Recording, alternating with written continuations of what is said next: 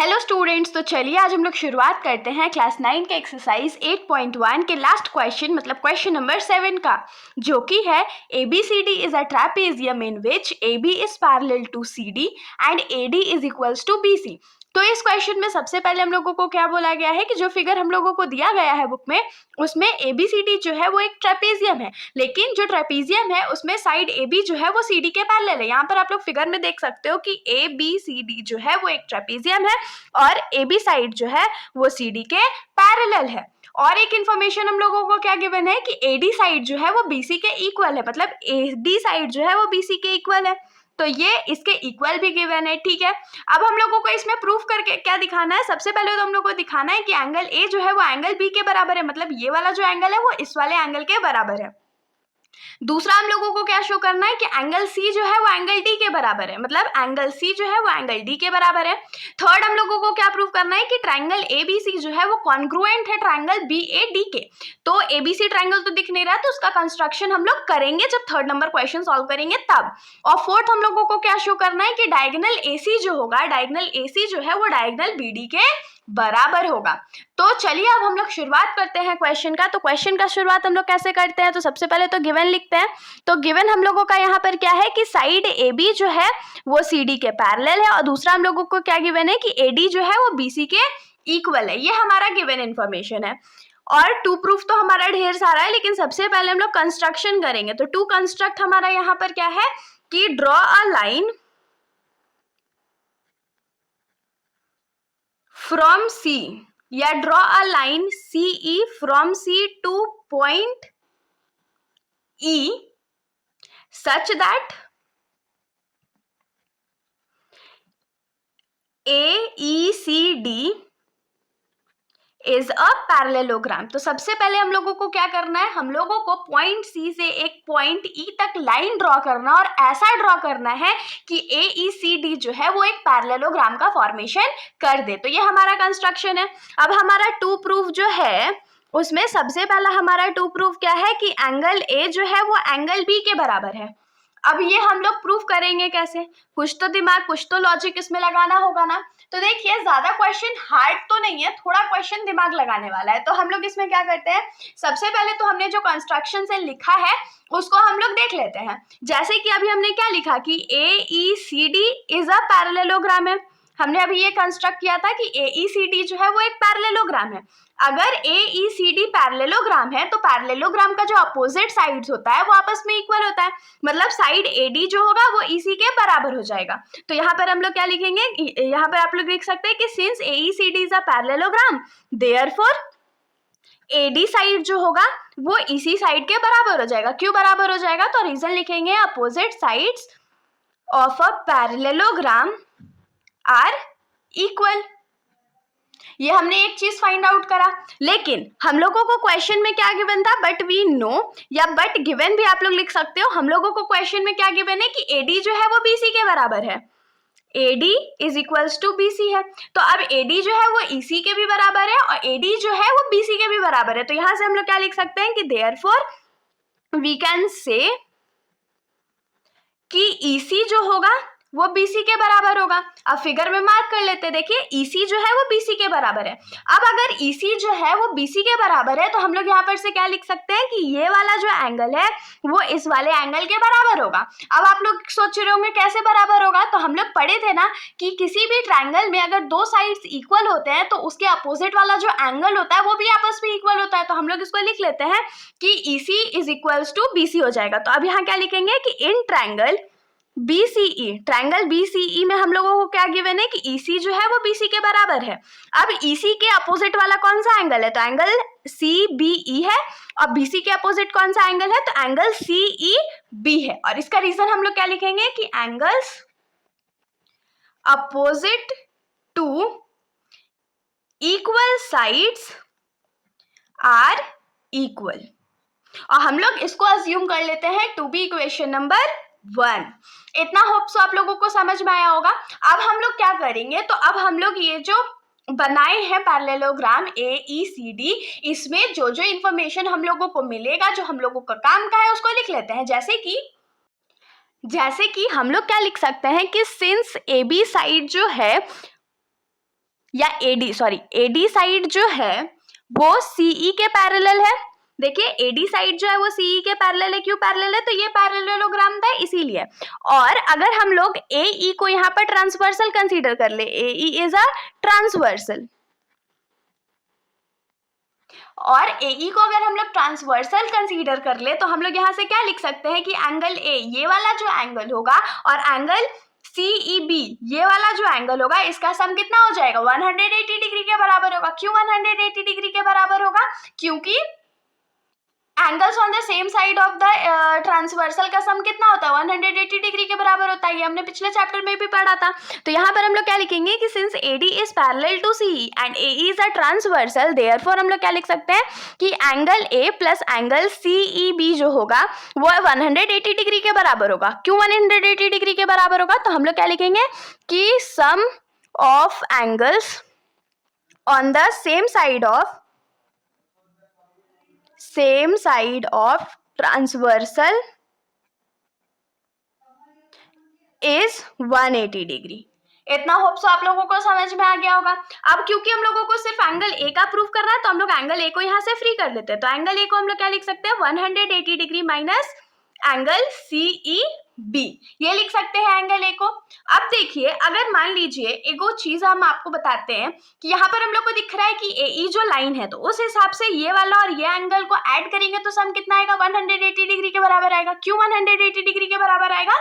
क्योंकि ये linear pair में है। तो यहां से हम लोग क्या लिखेंगे कि now AE is a line. AE को हम लोग क्या लिखेंगे? लाइन लिखेंगे। तो यहां से क्या मिलेगा कि angle ABC plus angle CBE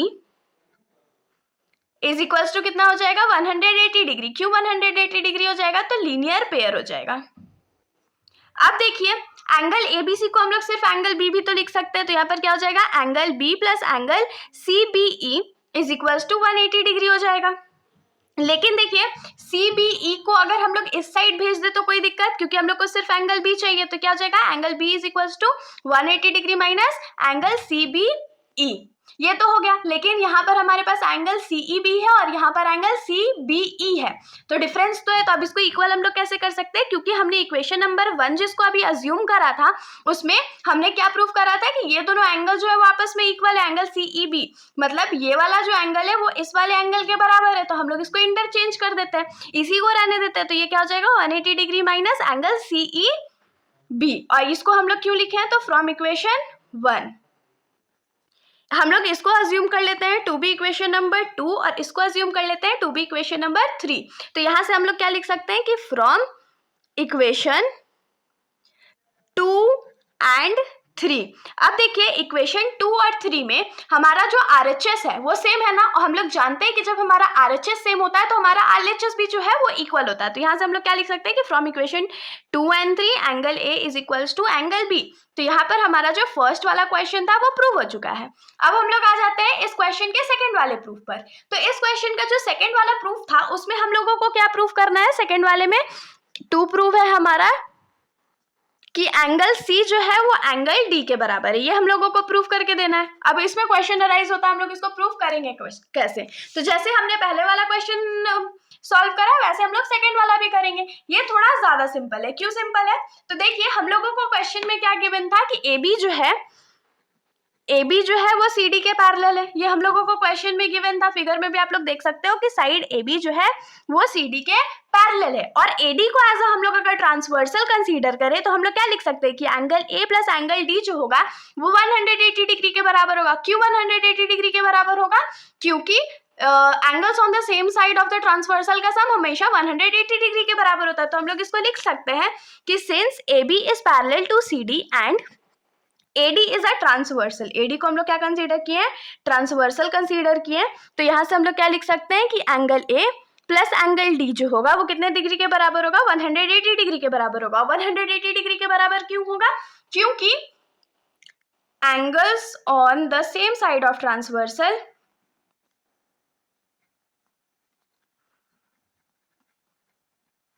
gives a sum of 180 degree. इतना मिल गया। लेकिन हम लोगों को सिर्फ और सिर्फ एंगल डी का काम है, इसीलिए हम लोग यहाँ पर क्या लिख सकते हैं कि angle D is equal to क्या हो जाएगा 180 डिग्री माइनस एंगल ए। इसको इक्वेशन नंबर 4 कंसीडर कर लेते हैं क्योंकि 3 तक हमने कंसीडर करा है। अब सेम चीज हम लोग एंगल बी के लिए या सी जो रिक्वायर्ड है उसके लिए करेंगे। जैसे कि हम लोग इसमें क्या लिख सकते हैं कि ए बी जो है वो सी डी के पैरेलल है, और इस बार अगर हम लोग बी सी को एज अ ट्रांसवर्सल कंसीडर करें तो यहाँ से हम लोग क्या लिख सकते हैं कि this angle plus this angle कितना हो जाएगा 180 डिग्री, और सेम रीजन हो जाएगा। तो इसको हम लोग लिख लेते हैं। तो इसमें हम लोग फिर से लिखेंगे कि सिंस ए बी जो है वो सी डी के पैरेलल है और इस बार हमारा जो ट्रांसवर्सल है वो बी सी है, तो B C is a transversal. तो देयरफॉर यहाँ से हम लोग क्या लिख सकते हैं कि angle B plus angle C का वैल्यू कितने डिग्री के बराबर होगा, तो 180 डिग्री के बराबर होगा। तो क्यों, angles on the same side of transversal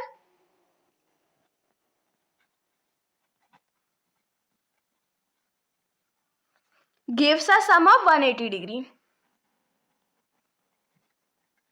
ये हो गया।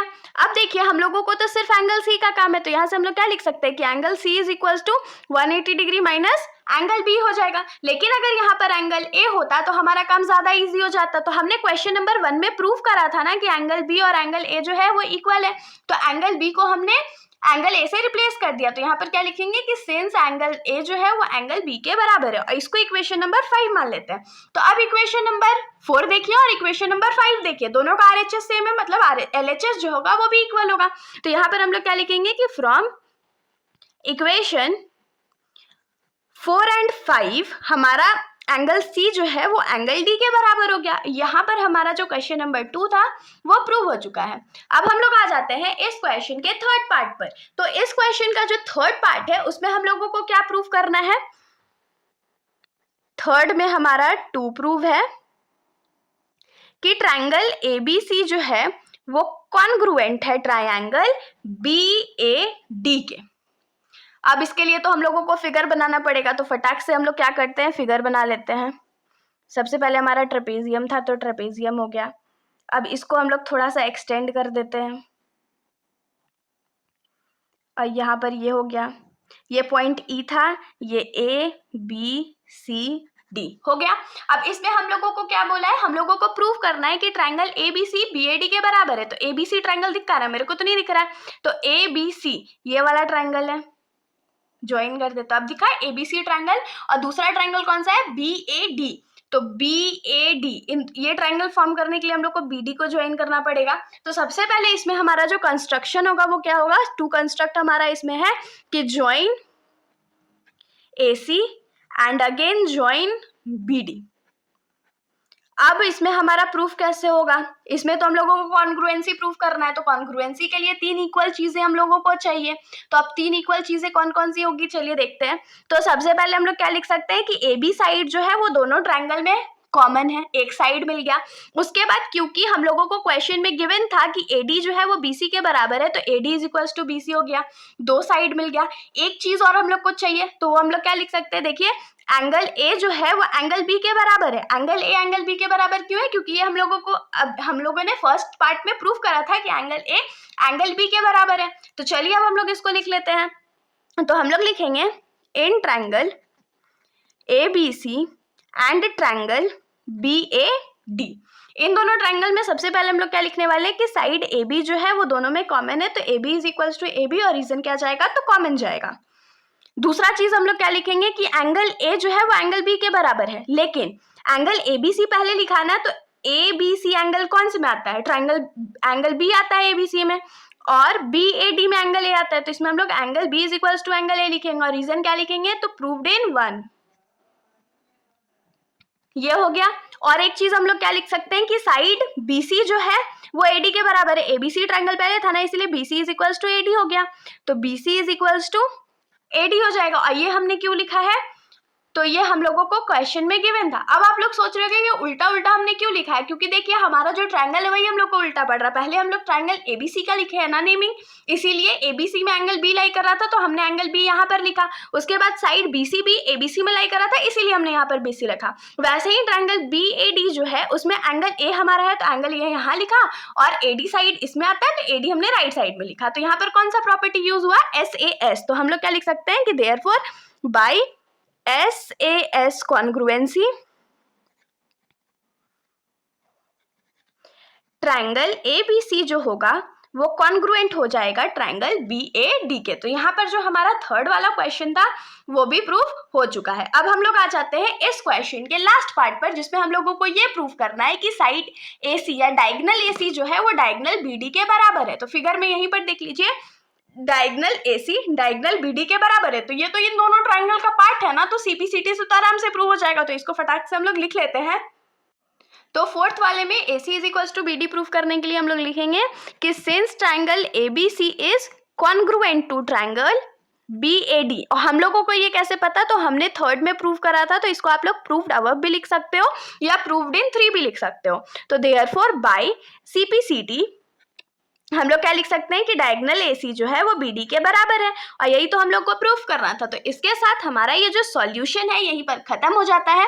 अगर आप लोगों को कोई भी डाउट हो तो आप लोग कमेंट सेक्शन में पूछ सकते हो, वरना अगर आप लोगों को वीडियो अच्छी लगी तो वीडियो को लाइक करिएगा और मेरे चैनल को बिना सब्सक्राइब करे कहीं मत जाइएगा। Thank you.